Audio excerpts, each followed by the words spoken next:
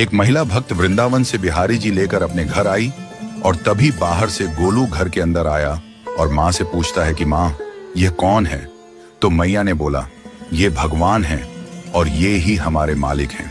अब तो घर में जब भी कोई नई चीज बनती तो सबसे पहले बिहारी जी को भोग लगता। पहले यह सब चीजें गोलू को सबसे पहले मिलती थीं। इससे गोलू बहुत चिढ़ने लगा और मन ही मन ठाकुर जी को कोसने लगा।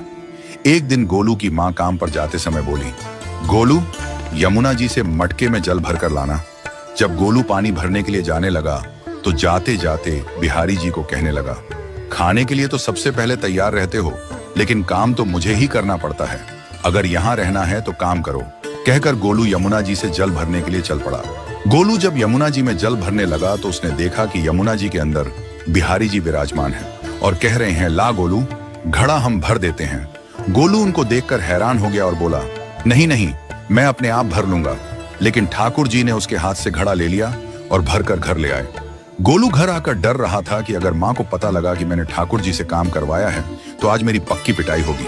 माँ ने घर आकर बिहारी जी को गीले कपड़ों में देखा तो एकदम से हैरान हो गई और कहने लगी कि गोलू, ये जरूर तेरी शरारत है, जरूर तूने ही इन पर जल डाला है। गोलू ने अपनी माँ को समझाने का बहुत प्रयास किया, लेकिन माँ ने उसको डांट कर चुप करा दिया और ठाकुर जी के भीगे हुए वस्त्रों को बदलने लगी।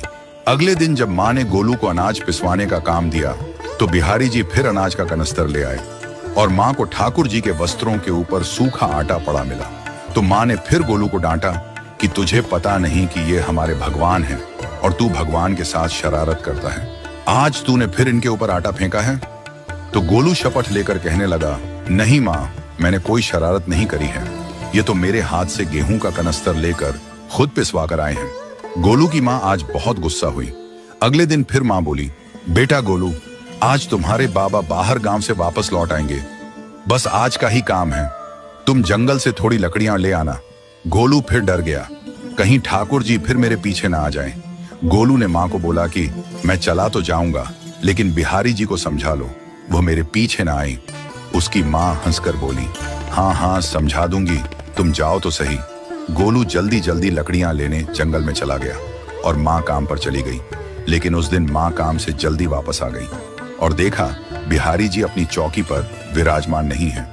वह तो एकदम से घबरा गई कि कहीं गोलू की शरारत तो नहीं। वह भागी भागी जंगल की तरफ गई।